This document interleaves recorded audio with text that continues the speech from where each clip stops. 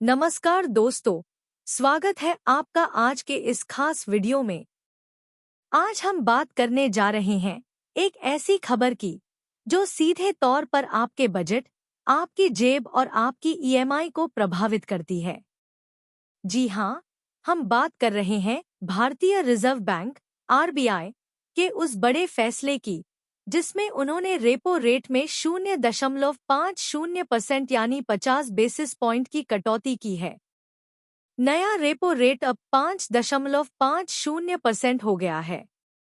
अब आप सोच रहे होंगे कि रेपो रेट क्या है और इससे हमें क्या फर्क पड़ता है। रेपो रेट वह दर होती है जिस पर आरबीआई देश के बैंकों को लोन देता है। अगर आरबीआई इस दर को घटाता है तो बैंक सस्ते में पैसा उठा सकते हैं। इसका सीधा फायदा आम जनता को मिलता है क्योंकि बैंक फिर कम ब्याज दर पर लोन देने लगते हैं, यानी आपकी ईएमआई सस्ती हो सकती है। अब बात करते हैं इस कटौती के असर की।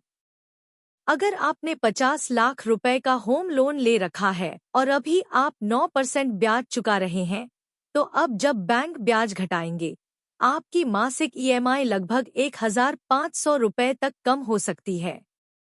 साल भर में ये 18,000 रुपए से ज्यादा की बचत हो सकती है। ऑटो लोन और पर्सनल लोन भी अब सस्ते हो सकते हैं। जिन लोगों ने नया वाहन या घर खरीदने का मन बना रखा है, उनके लिए ये सुनहरा मौका है। लेकिन दूसरी ओर एफडी यानी फिक्स्ड डिपॉजिट में ब्याज दरें घट सकती हैं। जो लोग अपनी बचत को एफडी में रखते हैं, उन्हें अब शायद कम रिटर्न मिलेगा। आरबीआई के इस फैसले के बाद भारतीय शेयर बाजार में जबरदस्त तेजी देखने को मिली। बैंकिंग, रियल एस्टेट और ऑटोमोबाइल सेक्टर में अच्छे खासे उछाल देखने को मिले। विशेषज्ञों का मानना है कि सस्ती फाइनेंसिंग से उपभोक्ता खर्च में वृद्धि, कंपनियों की बिक्री और प्रॉफिट बढ़ने की संभावना है। आरबीआई ने ये फैसला इसलिए लिया क्योंकि महंगाई यानी इन्फ्लेशन में थोड़ी नरमी आई है। सरकार चाहती है कि इकोनॉमिक ग्रोथ तेज हो और बैंकिंग सिस्टम में लिक्विडिटी यानी नकदी प्रवाह बढ़े। इसके अलावा कैश रिजर्व रेशियो (CRR) को भी घटाया गया है, जिससे बैंकों के पास और ज्यादा पैसे उपलब्ध होंगे लोन देने के लिए। आरबीआई ने ये भी कहा है कि उनकी अगली नीतियां न्यूट्रल रहेंगी, यानी आगे रेपो रेट बढ़ेगा या घटेगा, यह महंगाई और अर्थव्यवस्था की स्थिति पर निर्भर करेगा।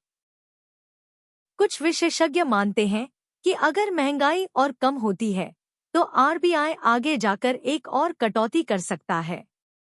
तो कुल मिलाकर आरबीआई के इस फैसले से देश की आम जनता को राहत मिली है, चाहे वो लोन लेने वाला व्यक्ति हो, नया घर या कार खरीदने वाला ग्राहक हो, या फिर शेयर बाजार का निवेशक।